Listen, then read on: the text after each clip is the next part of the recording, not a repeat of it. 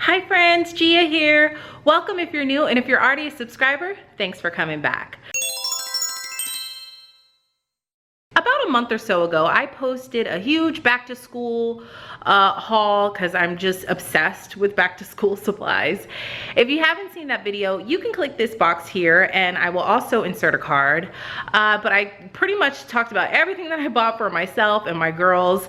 And as a result of that, I actually created a homework station for Zara. Now, Zara is only 4 years old. I mean, she only goes to pre-K. They don't technically have homework, but since she comes home before I get home, while my husband's working, he works from home, I have to make sure she has enough activities to keep her busy for that hour or so in between the time that I get home and she gets home. Well, me and Ava get home and she gets home. And of course, it's just easy to throw the TV on or give her her iPad or something like that, but I really try to limit her screen time. I mean, she only uses her iPads on the weekends, and we pretty much only watch TV on the weekends as well, even though sometimes I'll let them watch a TV show during the week, one TV show, but other than that, I try to limit her screen time. So with that said, I had to make sure that I had some activities for her to do, and one central location for her to go to whenever she wanted busy work and she didn't want to play in her playroom. So I'm going to show you guys what I created. This is the homework station that I created for her, the little homework nook. It's right here off the kitchen. The kitchen's right over there, and it's in between the family room and the kitchen. And essentially, yeah, this is it. So I bought this piece of furniture from Big Lots. It was very inexpensive. I think it was like $20, maybe $30 at the most, but if you catch it on sale, you can use a coupon and stuff like that at Big Lots, but it was very inexpensive. And so what I have here are her, if you remember in the haul, I bought them lots of crayons and colored pencils and stuff like that, and that's what these are, and she just grabs those when she wants to color. I also bought her a sketch pad, just so that she can just make whatever she wants. If she feels like drawing a picture, she can draw a picture. A lot of times she'll just rip a piece of paper out for her and her sister, and they will draw pictures for us. These are 2 books, and what I keep up here on the top are things that she, you know, is using the most right now. I change it out for her constantly because, like I said, I don't want her to get tired of the same things, but I don't want to give her too many options at once. You know, it's just, you have to kind of limit a 4-year-old, but these are the 2 books that she works on, that she's working on this week, and I just leave them here for her to, you know, access when she wants. And down here is her workbook. Now, I talked about this workbook that I got from Costco a couple of Costco hauls ago. They have these great workbooks from pre-K through the 4th grade. I think this would be great for the summertime. I'm gonna get one for Zara for pre-K because that's the grade she's going to. I think it'll be something good for her to do for after school. These books are $7.49. I will insert a card here, but we love this workbook, and it's really good.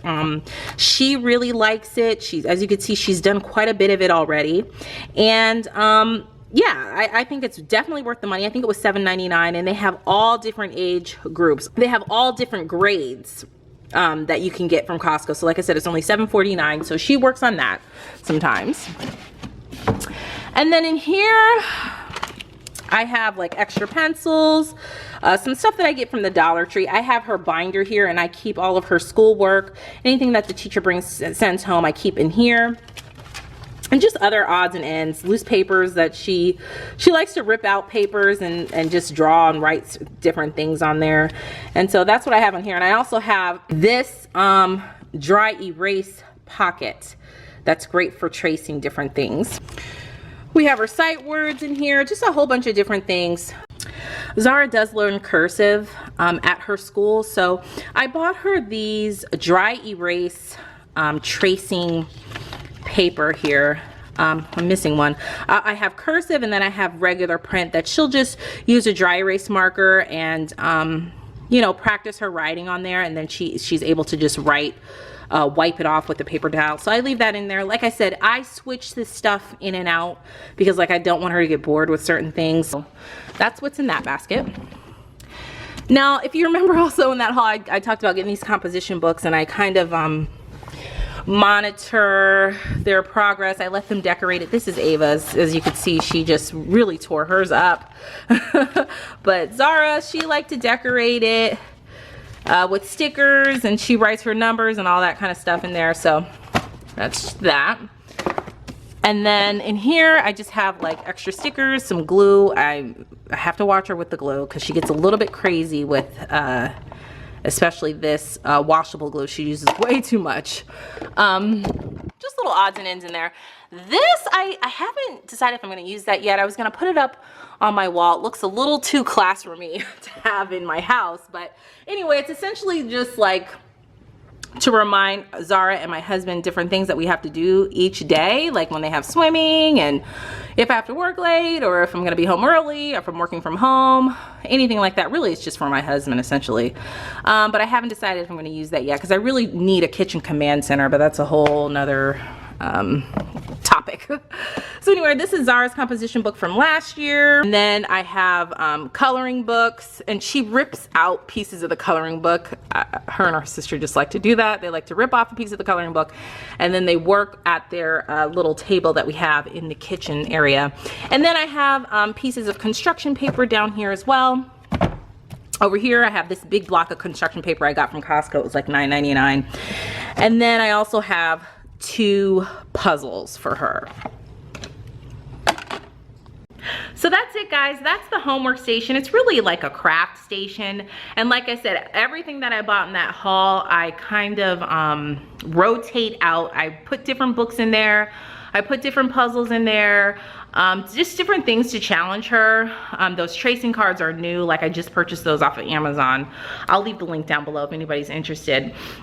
So that's something new she gets excited to do. So like, I try to make it fresh for her so that she doesn't want to automatically cut the TV on. Like, she knows now not to ask to cut the TV on, or ask for her iPad, because you know, she knows that's off limits during the week. Sometimes on a Friday night I will let her play with her iPad, but for sure Monday through Thursday she's not allowed to play with the iPad or watch TV like that. Because like I said, that hour in between that time from when she gets home from school and when me and Ava get home from work and daycare, I just want to keep her active and stimulated.